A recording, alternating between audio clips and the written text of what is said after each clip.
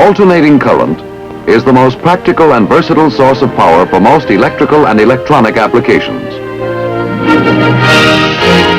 High voltage alternating current can be transmitted over long distances without appreciable loss and readily transformed to low voltages for practical use.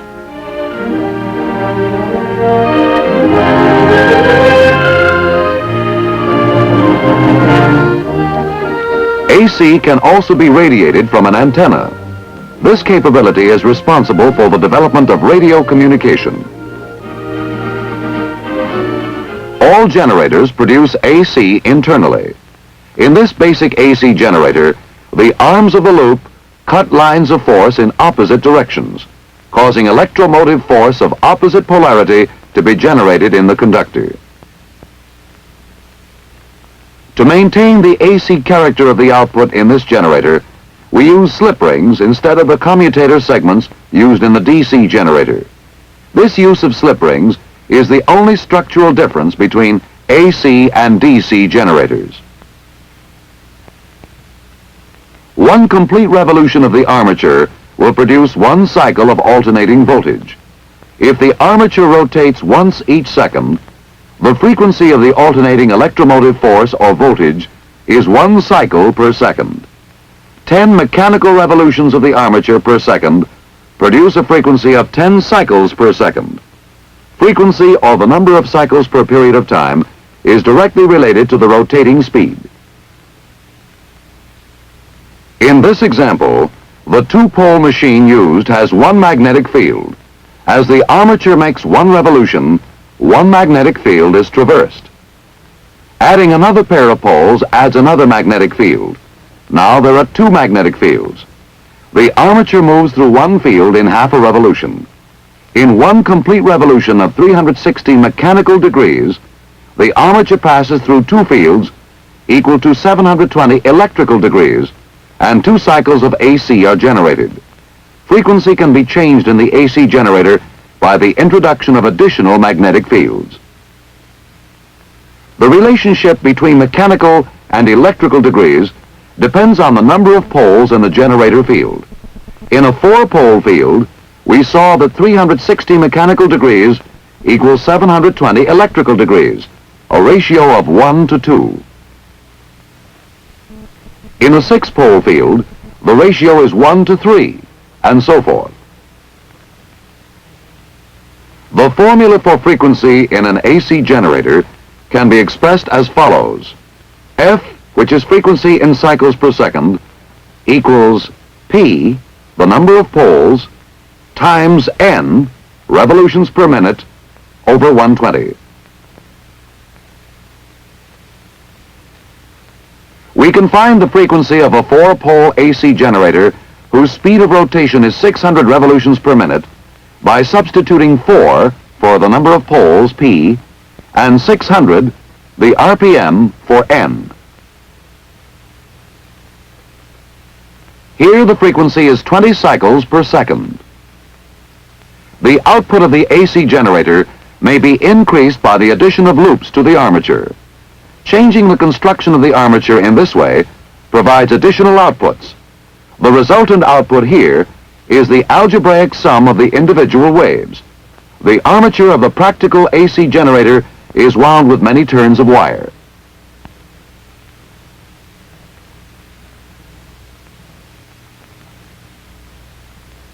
There are several different types of AC generators, or as they are sometimes called, alternators. This is an elementary single-phase AC generator.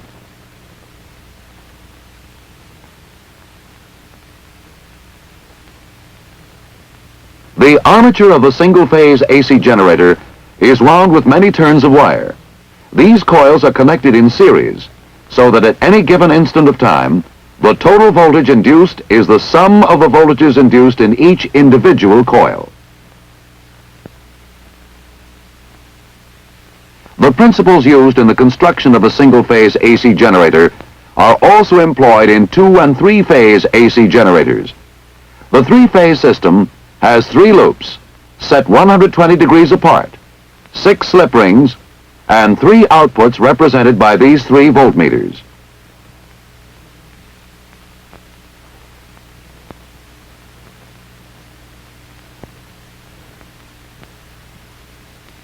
The output, as shown here, will consist of 3 individual AC voltages, identical in amplitude and 120 electrical degrees out of phase. The 3-phase system has many practical applications and is widely used.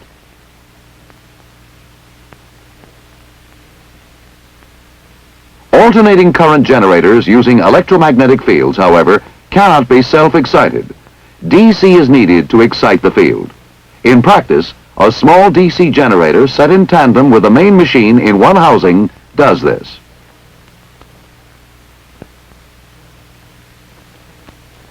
Large AC generators are sometimes constructed with a stationary armature and a rotating field.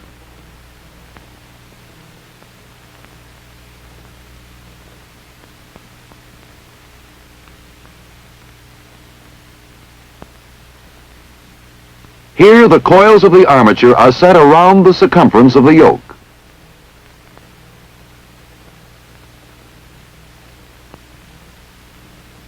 The poles of the field rotate within the armature to avoid the use of slip rings and to obtain direct connections to the load.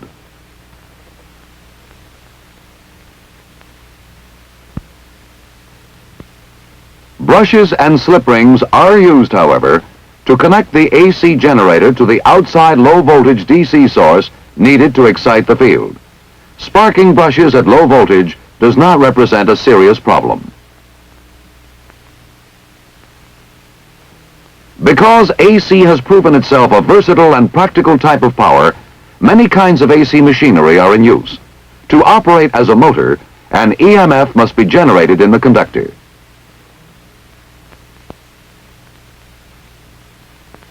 We know that rotating a conductor through a magnetic field generates an EMF.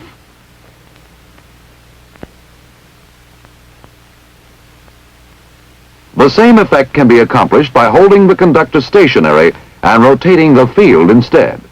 Lines of force are still being cut, and so an EMF is generated. Either the conductor or the field must remain stationary or move at a slower rate.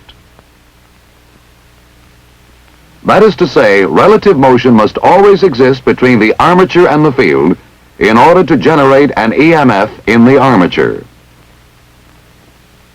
We can construct an AC motor by closing the loop ends of the armature, thereby inducing a larger current in the loop and creating stronger magnetic fields around the conductors. This is a simple induction motor. The interaction between the conductor fields due to relative motion and the rotating magnetic field causes the rotor to move, but at a slower pace than the rotating field. If the speed of the rotor and the field were the same, there would be no induced EMF. No lines of force would be cut and no field built around the conductor. Obviously, there can be no motor action under those conditions. This, however, is an impossible situation. For if the rotor stops while the field continues to turn, relative motion will have been re-established. Lines of force are being cut once more. An EMF is generated and the resultant magnetic field will cause the rotor to move again. So far, we have rotated the field by physical means, which is impractical. It is necessary to find a way to rotate the field electrically. We saw earlier how 3 voltages 120 degrees out of phase were generated. This voltage can be used to rotate the field electrically.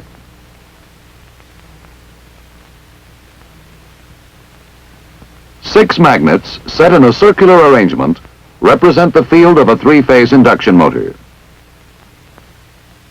These 3 pairs of conductors, 1 pair for each AC phase, supply the field.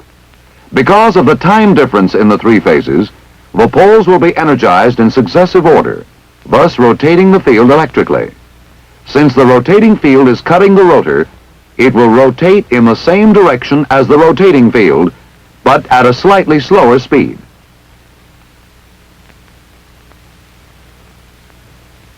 Three-phase motors have special value in situations where it is important to maintain constant speeds under changing loads.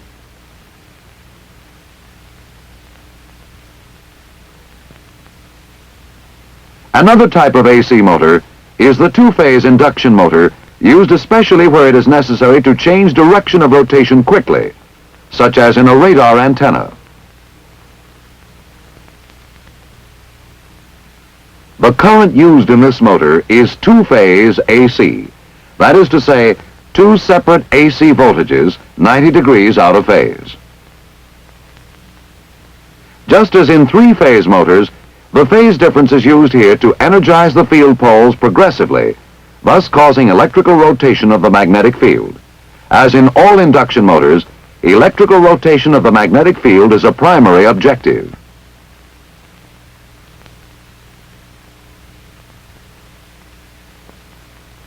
Again, the rotor turns in the same direction as the magnetic field, but at a slightly slower speed.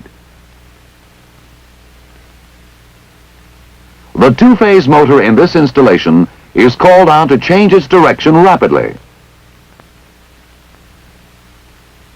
This rapid change of direction is accomplished simply by reversing the polarity of only one set of poles in the motor. The polarity of the second set of poles will remain unreversed. The field will now rotate in the opposite direction, with the rotor following at a slightly slower speed. The most common type of current available in most sections of the country is single-phase AC. For that reason, single-phase induction motors are widely used for many and varied purposes.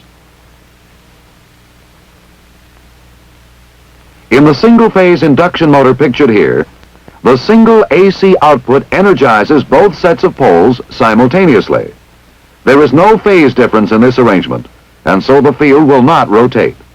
As the cycle of the AC wave changes, the poles pulsate alternately. But since there is no relative motion, the rotor will not turn. The major problem is getting it started. If the rotor is started by hand, relative motion is created and the motor will continue to run. But this is not a very practical method.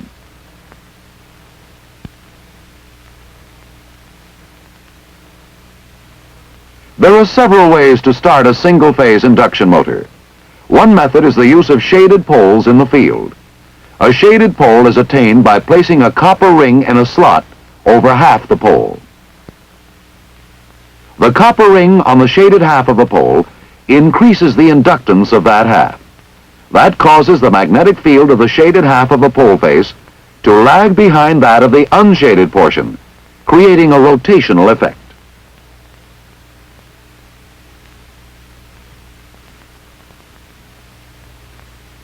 Lines of force will emerge from this unshaded section of the pole face first. The inductance caused by the ring makes the shaded portion of the pole lag behind. This alternating pulsating action creates a phase difference within the pole. Let us see now how the use of shaded poles actually produce a torque or turning force in a single-phase induction motor. The single-phase AC energizes the unshaded portions of the poles first and creates magnetic fields in these areas. The phase difference caused by the higher inductance of the shaded sections is responsible for the lag in the development of magnetic fields in them. As the current cycle changes, the same action will take place in all the poles. Relative motion, the basic requirement of an induction motor, has been satisfied. The rotor turns.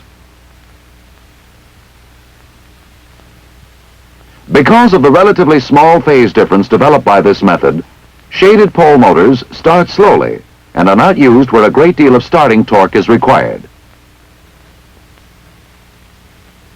There is another way to start the single-phase induction motor. In addition to the main poles, starting poles with separate windings are used. Phase difference is created by using high-resistance wires for the starting poles and low-resistance wires for the main poles. To understand the operation of the starter winding, it is necessary to bear in mind something of the character of the AC power supply. In any pure inductance, current lags behind voltage by 90 degrees. But since the heavy winding is not a pure inductance, but a large inductance, the current will lag the voltage in this winding by less than 90 degrees, say 80 degrees. The greater resistance of the starter winding, because of its smaller diameter, causes the current to lag the voltage by much less than 90 degrees, say 30 degrees.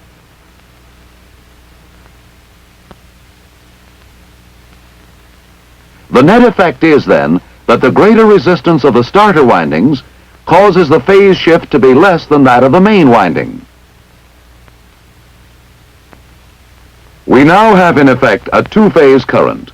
The phase difference causes the starter windings to be energized before the main windings.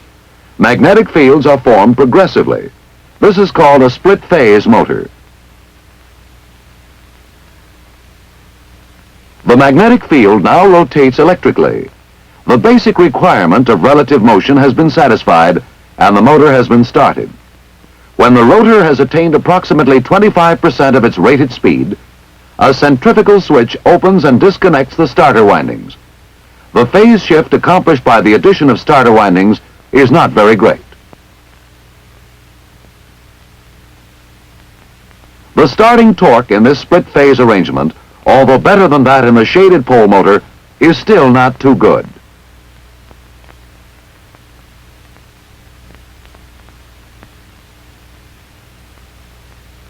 A third method for starting single-phase induction motors is the use of starter windings with high-capacity electrolytic capacitors.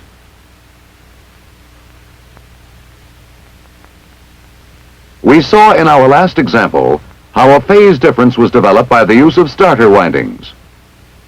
Now, when a capacitor is added in series with a starter winding, it offsets the inductance, causing an even greater phase shift between the two currents.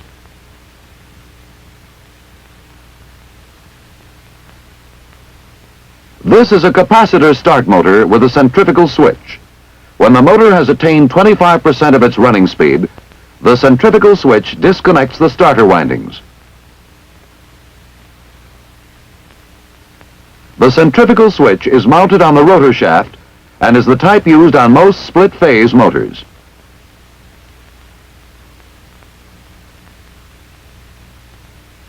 Since the greatest phase shift and relative motion is caused by the capacitor start method, it is used in situations where good starting torque is an important consideration.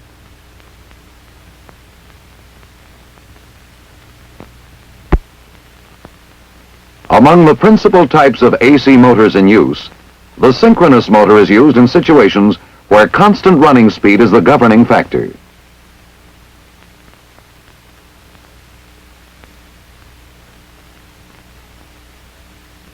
You'll remember that the operation of the induction motor depended on relative motion, that is, the difference in speed between the rotor and the rotating magnetic field. This relative motion induced an EMF in the rotor. In the synchronous motor, however, a different situation exists. Here, a multi-phase source of AC is applied to the stator windings, producing a rotating field, and a separate DC voltage is applied to the rotor windings, producing an independent magnetic field. There is no need for relative motion here. The synchronous motor is so designed that the rotor and the field rotate at the same speed. This is of importance when synchronous motors are used to drive equipment requiring this characteristic. Now to summarize, all rotating generators produce AC internally. The AC character of the output is maintained in the AC generator by the use of slip rings as load connectors.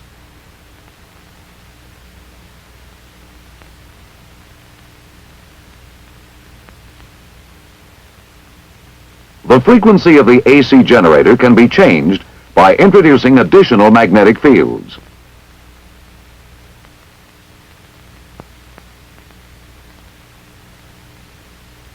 The formula for frequency can be expressed as follows. F, or frequency in cycles per second, equals P, the number of poles, times N, revolutions per minute, over 120.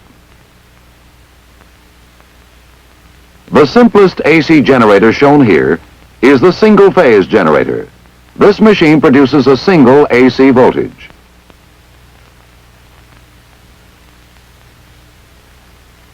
In the two-phase generator, we find two loops 90 degrees apart, and in the three-phase generator, three loops 120 degrees apart.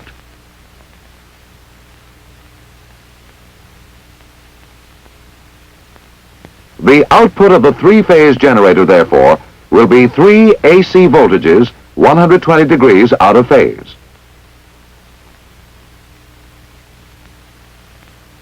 The field of an AC generator is always excited by a DC voltage, in this case by a small DC generator in tandem.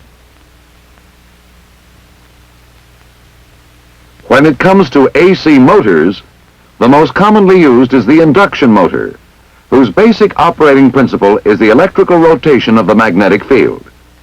Relative motion must be maintained.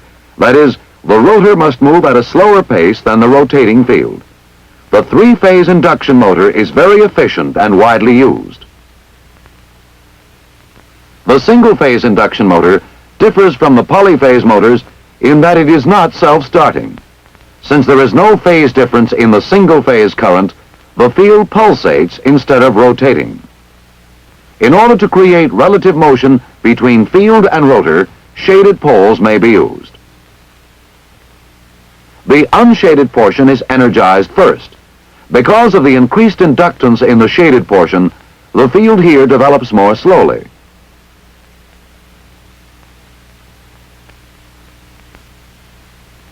Another method is the use of starter poles with high resistance windings.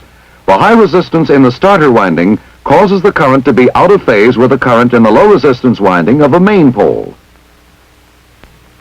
Magnetic fields are formed progressively and relative motion is begun. In the third method, a capacitor is placed in series with the starter winding. This causes a greater phase shift between the two windings. We now have two-phase operation on single-phase voltage. In synchronous motors, there is no need for relative motion. The EMF needed for the rotor is supplied from an outside DC source. Here, the rotor and the revolving field rotate at the same speed. AC rotating electrical equipment is the most practical for a multitude of uses. Knowledge of the principles of alternating current is essential to intelligent operation of such equipment.